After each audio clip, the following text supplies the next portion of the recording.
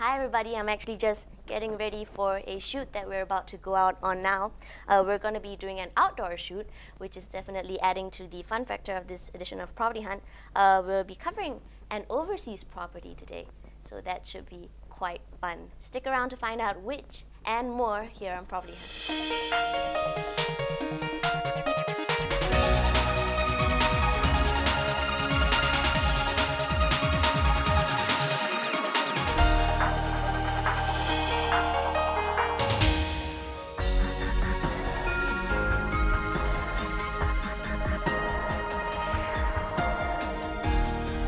Investor Central, my name is Sarah Hadi. Welcome back to StarHub Demand TV. Now, this is the life, isn't it? Waking up to everything that has to do with the ocean, smelling the ocean, feeling the ocean breeze. Now, when we talk about Singapore property that is near the seaside, we think about Sentosa, East Coast Park, maybe a couple at Changi. Now, these prices are, of course, a bit steep because of its location.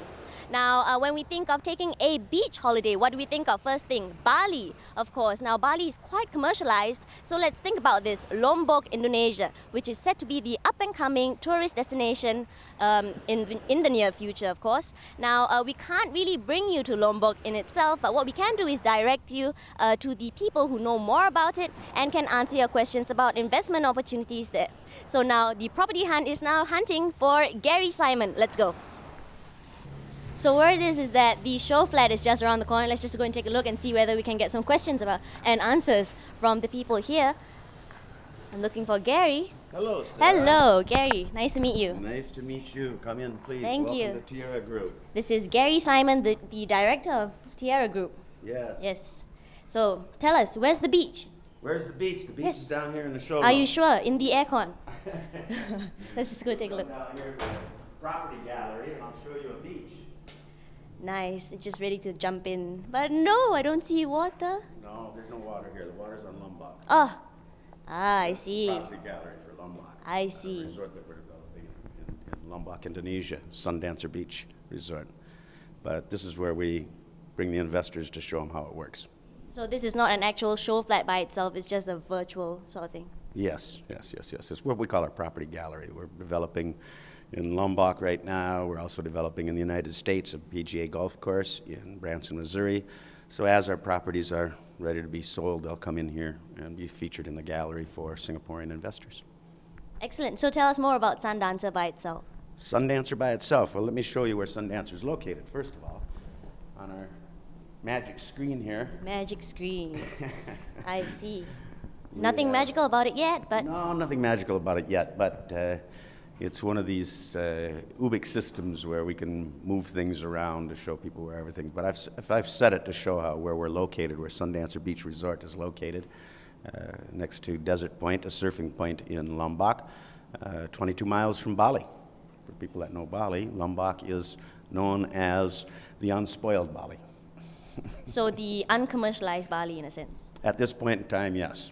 At this point in time, it's still years behind, people say, about like Bali was 20 years ago. So, but it's developing rather rapidly now because, as you can see from the map, they're getting a new international airport in March of next year that's reportedly going to be ready to be opened. And so there is a lot of investor excitement going on down there. People like ourselves building resorts down in that area. The Qatari Real Group is now negotiating with the Indonesian government on a $600 million resort project just south of the airport there. So there's a lot of activity going on, and Lombok is a hot investment property right now, and we're keen on it. So we're talking about Indonesia. So Singapore investors and Indonesia.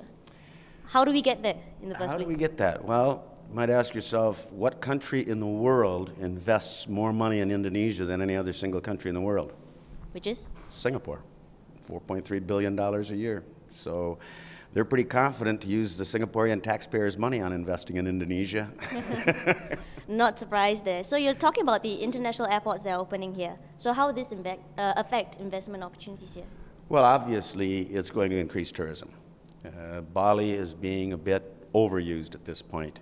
They need to take some of the pressure off of the tourism in Bali. The island paradise that the tourists and the travel agents are promoting And then they find, oh, it's traffic jammed and the beaches aren't as good as they thought they were because it's being a little bit overused. So the Bali Tourism Board has actually been given $17 million in order to promote Lombok.